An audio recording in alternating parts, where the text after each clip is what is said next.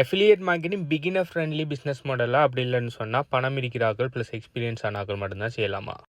Affiliate மார்க்கெட்டிங்கிறது online money making மெத்தட்ஸ்லேயே one of the best money making method. 2 பேருக்குமே பொருத்தமான மணி மேக்கிங் மெத்தட் நான் சொல்லுவேன். பிகினராக இருந்தாலும் சரி, உங்கள்கிட்ட ஆல்ரெடி அஃபிலியேட் மார்க்கெட்டிங் இல்லாட்டி வேறு ஏதாவது ஆன்லைன் பிஸ்னஸில் எக்ஸ்பீரியன்ஸ் இருக்கிற ஆளாக இருந்தாலும் சரி, உங்களுக்கு எல்லாருக்குமே இது ஒரு பெஸ்ட்டான ஒரு பிஸ்னஸ் மாடல் தான் சொல்லுவேன். என்ன காரணம்னு சொல்லி தெரிஞ்சோலான்னு சொன்னால் அந்த வீடியோ ஃபுல்லாக பாருங்கள்.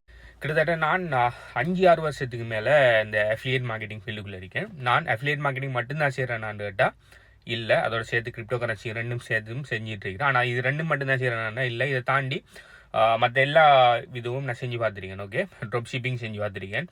ஃபிசிக்கல் ப்ராடக்ட்ஸ் இப்போ நான் செய்கிற digital marketing, digital affiliate product தான் செய்கிறேன். நான் ஃபிசிக்கல் அஃபிலியேட் ப்ராடக்ட் செஞ்சிருக்கிறேன். அமேசானில் செல் பண்ண ட்ரை பண்ணிக்கிறேன், ஈபேயில் செல் பண்ணிக்கிறேன், ட்ராப் ஷிப்பிங் செஞ்சிருக்கிறேன். ஓகே, அடுத்தது எனக்குன்னு சொல்லி காமர்ஸ் மாதிரி இதில் ஃபேஸ்புக்கில் ஒர்க் ஷாப் ஒன்று உருவாக்கி அதில் கூட சேல்ஸ் பண்ணியிருக்கேன். நான் எல்லாமே செஞ்சிருக்கிறேன். நெட்வொர்க் மார்க்கெட்டிங் செஞ்சிருக்கிறேன்.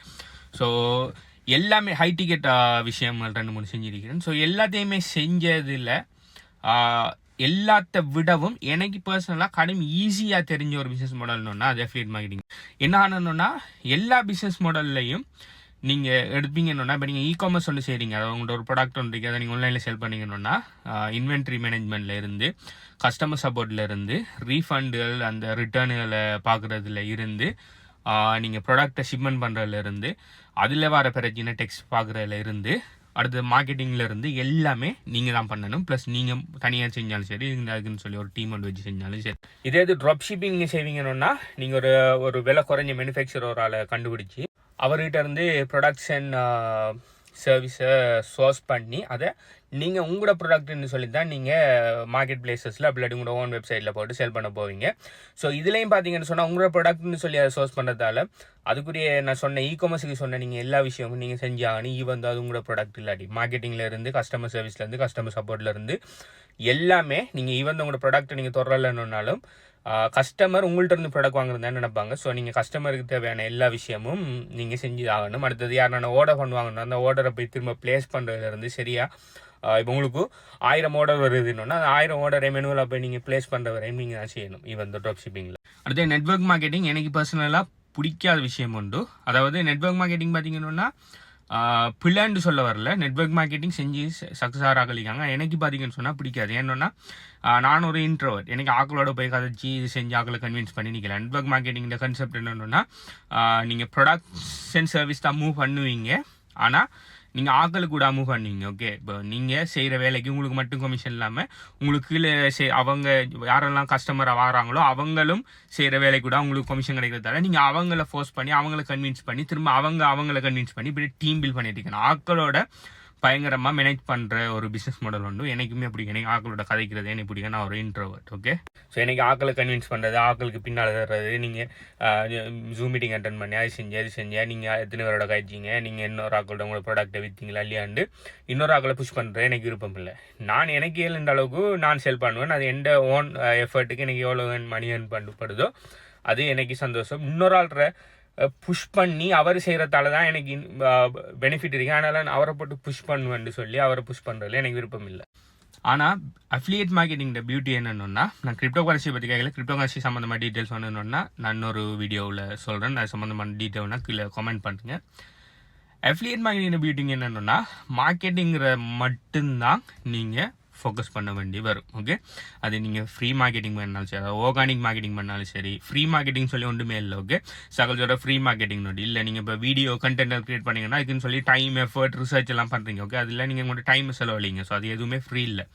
ஸோ நீங்கள் ஆர்கானிக் மார்க்கெட்டிங் செஞ்சாலும் சரி, பெய்ட் மார்க்கெட்டிங் செஞ்சாலும் சரி, நீங்கள் அது மட்டும்தான் செய்கிறேன். Okay, so product and service இன்னொரு ஆள் தயாரிக்கும்.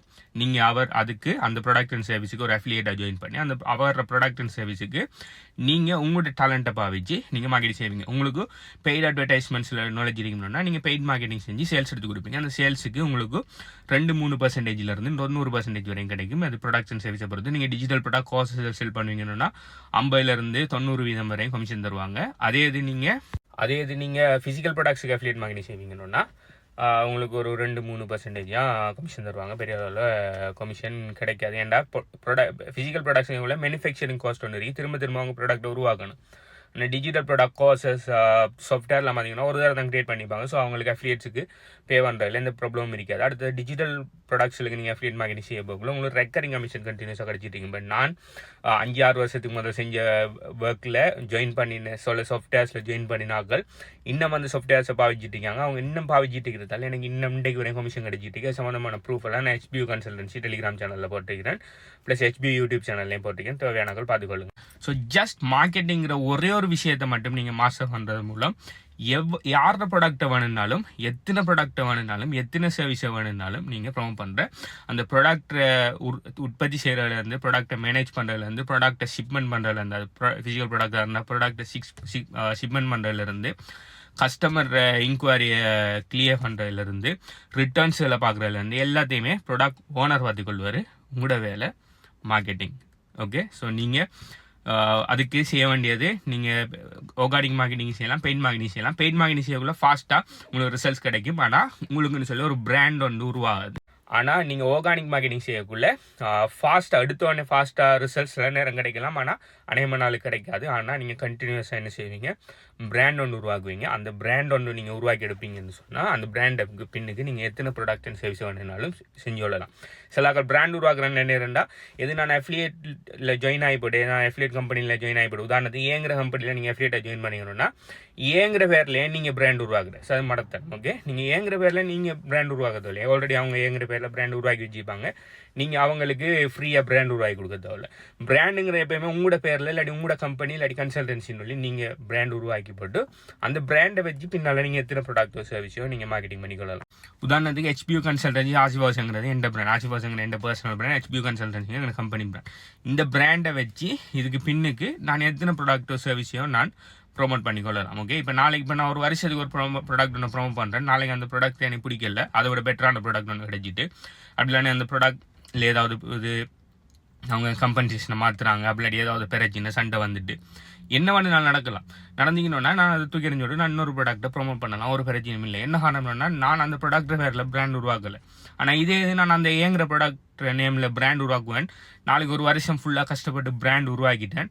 நாளைக்கு அந்த ஏங்குற ப்ராடக்ட்டை இது நோலவங்க நான் ப்ரொமோட் பண்ண போடலாம். இல்லாட்டி அந்த கம்பெனியில் ஏதாவது பிரச்சனை ஸ்கேம் ஆகிட்டு என்னென்ன பிரச்சனை வந்தால் நாளைக்கு உங்களோட பிராண்டும் தான் சஃபர் ஆகும். ஓகே, நீங்கள் மட்டும் இல்லை உங்களோட பிராண்டும் சேர்ந்து சஃபர் ஆகி உங்களோட பிஸ்னஸை திரும்ப ஜீரோவிலேருந்து புது பிராண்ட் ஒன்று உருவாக்க வேண்டி வரும். அதே இது நீங்கள் உங்களோட பர்சனல் பிராண்டை உருவாக்குவீங்கன்னா எதுவுமே ஜீரோவிலேருந்து திரும்ப உருவாக்க தேவை. எங்கிற ப்ராடக்ட் வேலை செய்யாட்டி எங்கிற ப்ராடக்ட்டை தூக்கி எறிஞ்சு விட்டு அடுத்த ப்ராடக்ட்டை நீங்கள் ப்ரொமோட் பண்ணணும். ஸோ இதுதான் அஃபிலியேட் மார்க்கெட்டிங். இந்த ஆன்லைனில் ஏர்ன் பண்ணுறேன். அடுத்து இந்த ஆன்லைன் ஜாப் எல்லாத்தையும் இது கிளிக் அது இது வீடியோ பார்க்குறது இதெல்லாம் போய் கேஸ். ஓகே, இதெல்லாம் சும்மா நீங்கள் ஒரு நாள் ஃபுல்லாக கரெக்டாக $2-3 ஏர்ன் பண்ணுற கேசிடிஸ் நேரம் அதுவும் தர மாட்டானது.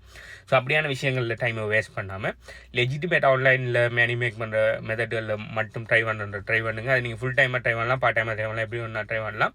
ஸோ நீங்கள் அஃபிலியேட் மார்க்கெட்டிங் செய்கிறது பிகினராக இருந்தாலும் தாராளமாக செய்யலாம், நீங்கள் அட்வான்ஸ் ஆளாக இருந்தாலும் தாராளமாக செய்யலாம். நீங்கள் ஆல்ரெடி மார்க்கெட்டிங்கில் ஏதாவது இந்த பிஸ்னஸில் ஃபீல்டில் எக்ஸ்பீரியன்ஸ் இருக்கணும்னா நீங்கள் தாராளமாக செய்யலாம். அதே இது நீங்கள் பிகினர் உங்களுக்கு எதுவுமே தெரியாதுனாலும் தாராளமாக நீங்கள் லேர்ன் பண்ணிக்கொள்ளலாம். நீங்கள் உங்கள்கிட்ட பணம் இல்லைன்னு சொன்னாலும் நீங்கள் தாராளமாக ஆர்கானிக் அஃபிலியேட் மார்க்கெட்டிங் செஞ்சு வரலாம். உங்கள்கிட்ட பணம் இருக்குன்னு சொன்னால் தாராளமாக நீங்கள் பெய்ட் அஃபிலியேட் மார்க்கெட்டிங் சொல்லலாம். எல்லாத்துக்குமே சொல்யூஷன் இருக்குது இந்த அஃபிலியேட் மார்க்கெட்டிங்கில்.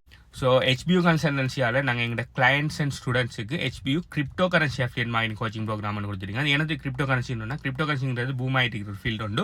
அநேகமான கிரிப்டோ கரன்சிக்குள்ளே இல்லை. நீங்கள் வேறு நீச்சு எடுப்பீங்கன்னா நிறைய அஃபிலியேட்ஸ் இருக்காங்க, ஆல்ரெடி நிறைய சச்சுரேஷன் இருக்காங்க. கிரிப்டோ கரன்சிங்கிறது பூம் ஆகிட்டு இருக்கிற ஒரு மார்க்கெட், ஃபியூச்சரில் போயிட்டு இருக்கிற ஒரு மார்க்கெட்டுங்கிறதால நீங்கள் கிரிப்டோ கரன்சி அஃபிலியேட் மார்க்கெட்டிங் செய்வீங்கன்னா நீங்கள் குயிக்காக ஸ்டாண்ட் அவுட் ஆகலாம். ஸோ எங்கள் கிளைண்ட்ஸ் அண்ட் ஸ்டூடெண்ட்ஸுக்கு crypto currency affiliate marketing coaching program 100% free. அது சம்மந்தமான டீட்டெயில்ஸ் வேணும்னு சொன்னால் HBUன்னு சொல்லி கீழே கமெண்ட் பண்ணுங்கள், அது எப்படி எடுக்கிறேன்னு சொல்லி டீட்டெயில்ஸ் தரேன். அடுத்தது எங்கள் ஸ்டூடெண்ட்ஸ் எல்லாம் என்ன மாதிரி ஏர்ன் பண்ணியிருக்காங்க, எங்கள் affiliate marketing students crypto currency students எல்லாம் என்ன மாதிரி ஏர்ன் பண்ணியிருக்காங்க, போட்டில் ஜாயின் பண்ண ஸ்டூடெண்ட்ஸ் எல்லாம் என்ன மாதிரி ஏர்ன் பண்ணிருக்காங்க, எல்லா டீட்டெயில்ஸுமே HBU கன்சல்டன்சி டெலிகிராம் சேனலில் போட்டிருக்கிறேன்.